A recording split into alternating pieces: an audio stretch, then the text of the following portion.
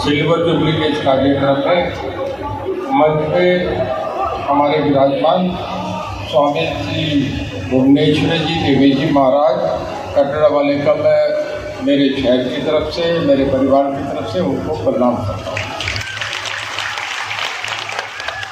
बड़ा अच्छा लगा, कटरा वाले नहीं लगाए तो ज़्यादा अच्छा। अब तो मैं देखता हूँ हर साल रानी आते हैं, समय निकालते हैं, इसके लिए आपका बहुत धन्यवाद।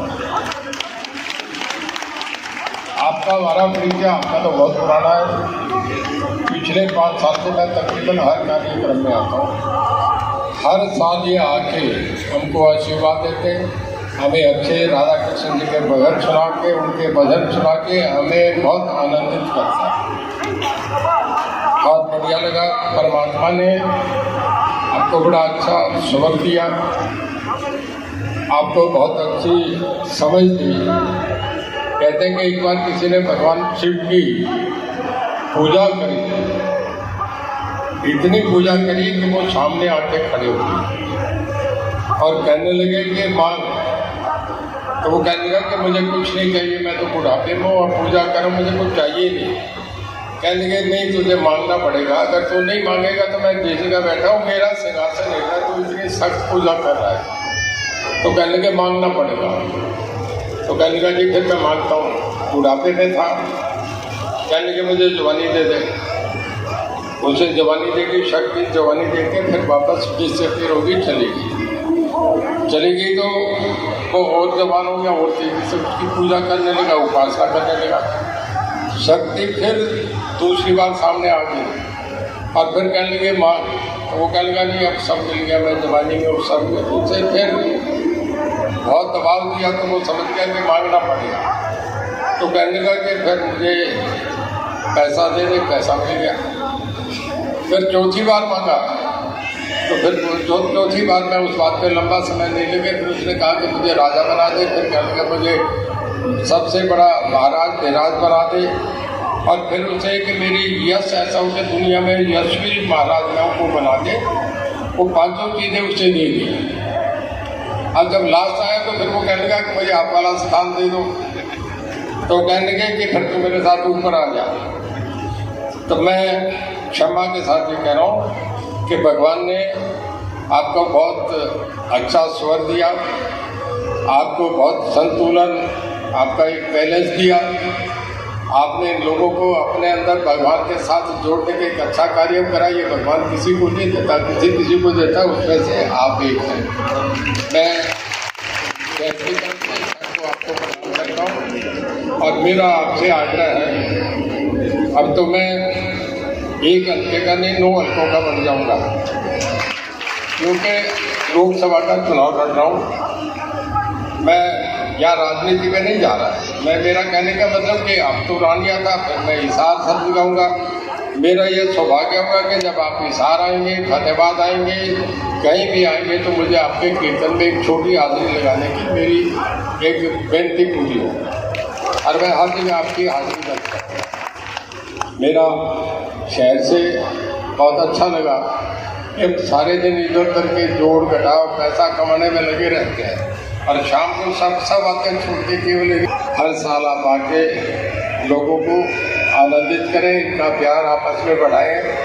मैं ऐसी इच्छा और उम्मीद करता हूँ और मैं हमारे शहर की तरफ हमेशा साथ देता रहूँ। जो भी करेंगे, क्योंकि अब तो हमारा चुनाव की आज़ाद संहिता में कुछ भी नहीं रोक सकता, हमें फॉलो करना चाहिए।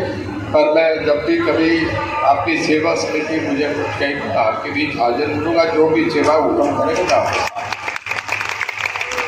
और मैं भगवान से प्रार्थना करता हूँ कि सबको आपका आशीर्वाद मिले, सबको आपका एक भजन से एक अच्छा मैसेजेज इनको मिले और हम इसी में आनंदित रहें, भगवान में विश्वास करके अपना कमाएं, खाएं, प्यार बढ़ाएं। ये हमारी सबसे इच्छा है। इसी बात के लिए मैं आपका स्वागत करता हूँ, धन्यवाद करता हूँ। बहुत बहुत धन्यवाद। जय माता। आदरणीय चौधरी रंजीत सिंह ने बड़े ही कम शब्दों में और बड़े ही सुंदर शब्दों में अपनी बात कही। पूज्य महाराज जी इनके बारे में आपको बताएंगे, सिर्फ मैं थोड़ा सा ही समय लूँगा। पिछले ये 4.5 साल से हमारे रानिया से निर्दलीय विधायक बनकर इनको हरियाणा सरकार ने मंत्री बनाया, लेकिन इन्होंने मंत्री रहते हुए लोगों के सुख दुख में ये पूरी तरह से शामिल हुए।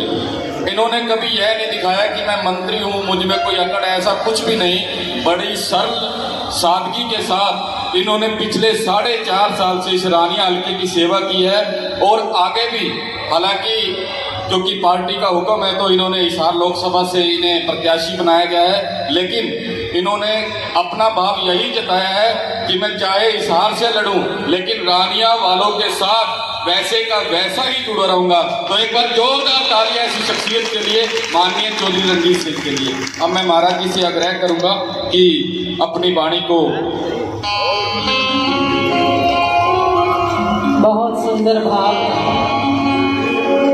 चौधरी रणजीत सिंह जी के, बातों ही बातों में बहुत प्यारा सूत्र दे गए, एक संदेश दे गए। कल हमने आपसे एक बात कही थी कि भगवान राम बन गए तो बन गए। पिताजी राज्य देना चाहते हैं पर भगवान कहते हैं मैं संपत्ति कैसे संभालूंगा, पिता की संपत्ति कैसे संभालूंगा, पहले अपने आप को उस लायक बनाऊं तो ही संभाल पाऊंगा। तो भगवान राम का आदर्श क्या बताता है कि जितने भी राजा लोग होते हैं ना, ये मिनिस्टर लोग राजा लोग होते हैं। एक राजा का जीवन कैसा होना चाहिए, जब तक वो पब्लिक के बीच जाकर के पब्लिक की संवेदनाओं को समझता नहीं है, तब तक वो राजा पूर्ण राजा नहीं बन सकता। इसलिए जिसको अपनी प्रतिष्ठा को कायम रखना है, अपनी प्रतिष्ठा को लंबे समय तक बना करके रखना है, तो उस राजा का एक दायित्व बनता है। पैरों में जूता नहीं है उसके, और भगवान से कहता है कि प्रभु मेरी भी कोई ऐसी व्यवस्था बना दे ताकि मैं जूते खरीद सकूं।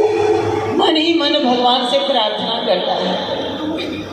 और दूसरे दिन एक व्यक्ति आया उसके पास, उसने देखा फूल बेच रहा है पर बेचारे के पैरों में जूते नहीं हैं। सामने बाजार था, दुकान पर गया, वहाँ से जूते लाया और आकर के उस बच्चे को जूते दिए। तो वो बच्चा सिर से लेकर के पैर तक उसको देख रहा है और कहता है अंकल क्या आप भगवान हैं? तो उसने कहा नहीं मैं भगवान नहीं हूँ। बोले जरूर आप फिर भगवान के दोस्त होंगे। बोले नहीं मैं भगवान का दोस्त भी नहीं हूँ। बोले नहीं, क्योंकि मैं भी कल ही रात मैंने भगवान से कहा कोई ऐसी व्यवस्था कर दो मैं जूते ले सकूं, और आज आप मेरे लिए जूते लेकर के आ गए। जरूर आपने। महाराज वो व्यक्ति मुस्कुराता हुआ आगे बढ़ गया और मन ही मन सोचने पर मजबूर हो गया।